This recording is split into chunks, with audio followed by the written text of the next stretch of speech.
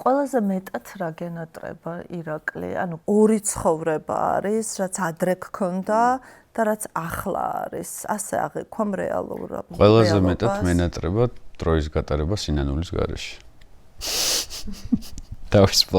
თავისუფლად რო ხარ. და სილაღე რო გაქვს. რომ დღეს არა გვაქვს. არ არსებობს დღეს. კი, გავსულვართ სადღაც გასართობად და რაღაცა, მაგრამ არ გტოვებს შეგრძნება, რომ არასწორად დეპრესურს რაღაცაში სხვა შეერჩა სადები. ანუ გაქვს ეს განცდა, რომ რაღაცას როცა შენს თავს უთმობ დროს, ბანაშაულის განცდა გაქვს? ან დროს გამო? არა, მარტო ან დროს გამო, მდგომარეობის გამო. არ მინდა, რომ რომელიმე დღე ისე ჩაიაროს, რომ მე გაანალიზებული არ მქონდეს და ნაფიქრი ამ ადამიანებზე, ვინც ზიან ციხეში და მე